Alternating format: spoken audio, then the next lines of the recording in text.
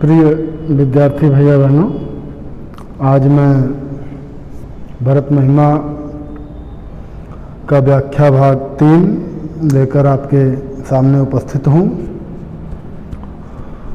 सकल स्नेह शिथिल रघुबर के गए कोस दुई दिन कर ढर के।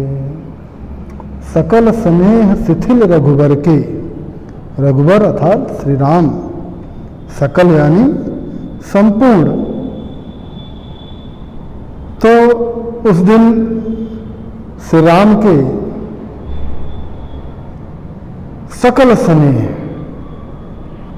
यानी संपूर्ण स्नेह से, या यूं कह लें कि अत्यधिक स्नेह से शिथिल भरत जी गए कोस दुई दिनकर ढर के। दिनकर अर्थात सूर्य, ढर के अर्थात ढलने तक। कितना गए?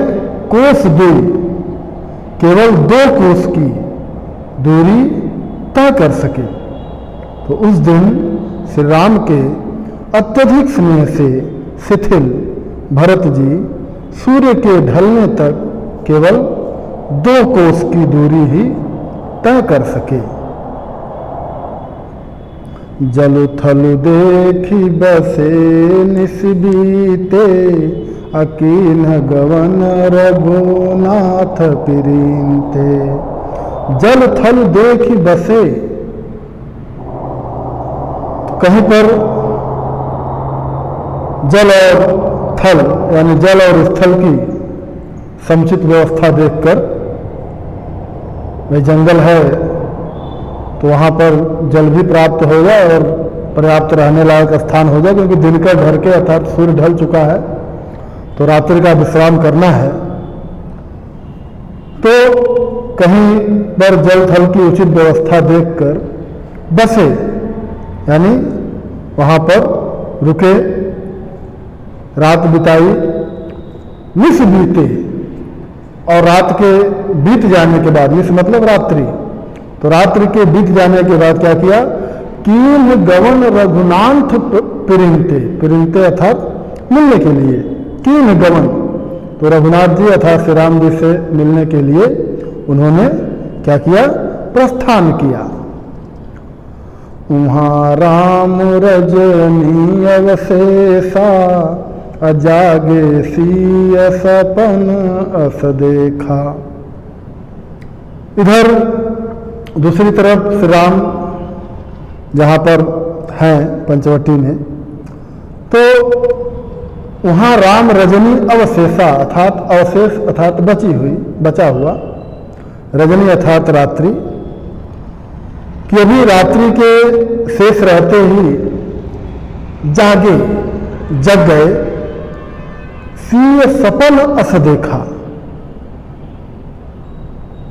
और तभी सीता जी ने सपन अर्थात स्वप्न, अस यानी ऐसा देखा, तभी सीता जी ने ऐसा स्वप्न देखा। किस प्रकार का स्वप्न देखा? और उसका वह वर्णन करने लगी कि सहित समाज भरत जन आए, नाथ वियोग ताप तन ताए। तो सीता जी ने जो स्वप्न देखा उसका वर्णन वह श्री राम से कर रही हैं। तो क्या कर रही हैं कि हे प्रभु, मैंने स्वप्न देखा कि सहित समाज भरत जन आए, कि ऐसा लग रहा है, जन मनु इस प्रकार का जो प्रयोग होता है वह प्रेक्षा अलंकार के लिए होता है। जानो ऐसा लग रहा है कि सहित समाज, कि भरत जी यहाँ पर समाज सहित आए हैं, और नाथ वियोग ताप तन ताए। और हे नाथ, वियोग के कारण ताप तन ताए, उनका शरीर जो है वह वियोग के कारण क्या हो रहा है? ताए अर्थात जल रहा है।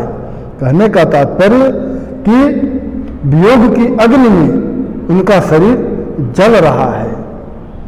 सकल मलिन मन दीन दुखारी, अदेखी सास आन अनुहारी। और सकल मलिन मन दीन दुखारी, और उनके साथ आए हुए सभी लोगों का मुख कैसा है? तो क्या है? मलिन। सकल यानी सभी, संपूर्ण। तो उनके साथ आए हुए सभी लोगों का मुख क्या है? मलिन है और दीन दुखारी। और वह क्या है? दीनहीन और दुखी अवस्था में है।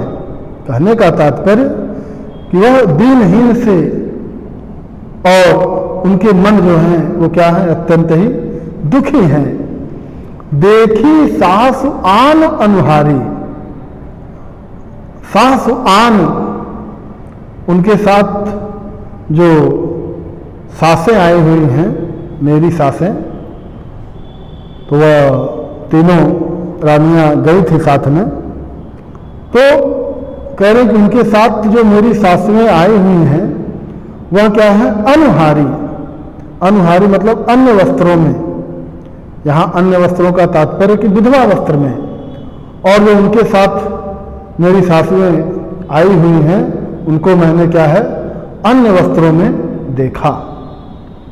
तो सुन सिय सपन भरे जल लोचन, भय सोच बस सोच विमोचन। तो सुन सिय सपन भरे जल लोचन। तो सीता जी के इस स्वप्न को सुनकर भरे जल लोचन, श्री राम की आंखों में, लोचन यानी नेत्र, जल भर गए अर्थात आंसू आ गए। और भय सोच बस सोच विमोचन। सोच विमोचन यानी सोच का विमोचन करने वाले, संसार भर की चिंताओं को दूर करने वाले ऐसे प्रभु श्री राम क्या हो गए? भय सोच बस, स्वयं सोच में पड़ गए, स्वयं चिंताग्रस्त हो गए। तो लखन सपन यह नीक न होई, कठिन कुचाह सुनाई है कोई। तो कहते हैं कि लखन सपन यह नीक न होई, कि हे लक्ष्मण, यह स्वप्न ठीक नहीं है, अच्छा स्वप्न नहीं है। कठिन कुचाह सुनाही है कोई। कुचाह मतलब जिसे न चाहे व्यक्ति, या यूं कहने कोई ऐसी बात जो हम न सुनना चाहते हों, या अशुभ समाचार। तो लग रहा है कि कठिन कुचाह सुनाई है कोई, कि लग रहा है कि कोई कठिन कुचाह अर्थात अत्यधिक कष्टकर समाचार सुनने को, सुनाई है कोई, कि सुनने को मिलने वाला है। कोई आकर के अत्यधिक कठिन समाचार कहने वाला है। तो अस कही बंधु समेत नहाने, पूंजी पुरारी साधु सनमाने। तो ऐसा कह करके कि लग रहा है कि कोई अत्यधिक कष्टकर अशुभ समाचार मिलने वाला है। क्या हुआ? कहीं बंधु समेत नहाने, बंधु अर्थात लक्ष्मण के साथ स्नान करने लगे, और उसके उपरांत पूज्य पुरारी साधु सन्माने। तो बंधु लक्ष्मण सहित स्नान करने के पश्चात वह पूज्य पुरारी, पुरारी मतलब शिव, और साधु सन्माने। तो स्नान करके शिव की पूजा करने के बाद क्या किया? साधु सन्माने, साधु संतनों की भी वंदना की, उनका भी सन्माने अर्थात सम्मान किया। सन्मान सुर मुनि बंदी बैठे, उत्तर दिश देखत भय। नभ धूरि खग मृग भूरि भागे, बिकल प्रभु आश्रम गए। तुलसी उठे अवलोकि कारण, काह चित सक चित रहे। सब समाचार की रात को लहि, आहिते ही अवसर कहे। तो सन्मान सुर मुनि बंदी।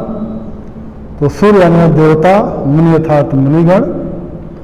तो श्री राम प्रातःकाल स्नान के बाद देवताओं और मुनियों की वंदना करके क्या हो गया?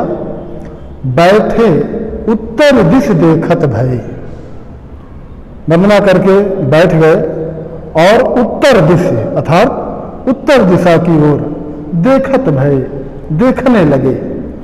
तो क्या देखते हैं उत्तर दिशा की तरफ?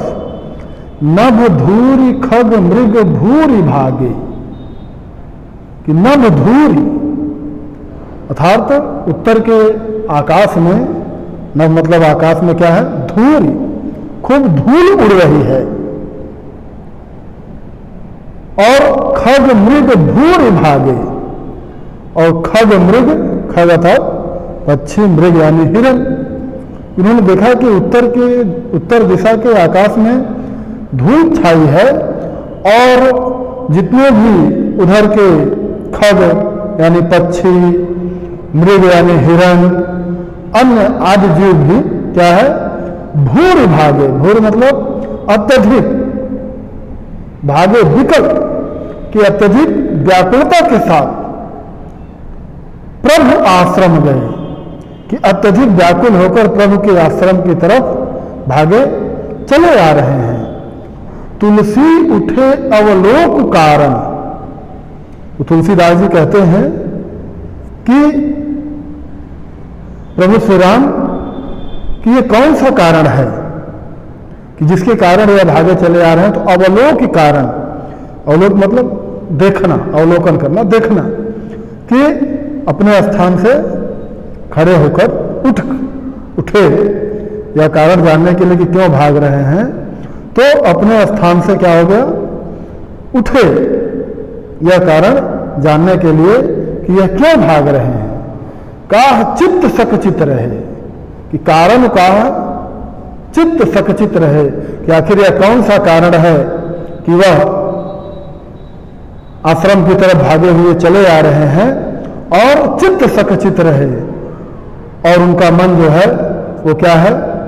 अत्यधिक आश्चर्यचकित हो गया। सब समाचार किरात कोल्ह आहिते ही अवसर कहे। तो उसी समय किरात कोल्ह यानी कोल्ह एक जाति होती है, किरात भील एक जाति होती है जो जंगल में निवास करती है। तो उसी समय उस जंगल में निवास करने वाले कोल भीलों आदि ने आकर के क्या?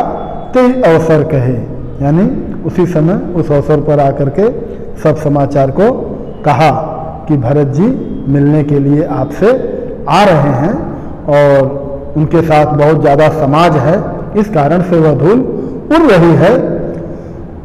तो सुनत सुमंगल बैन मन प्रमोद तन पुलक भर, सरद सरोरुह नयन तुलसी भरे स्नेह जल।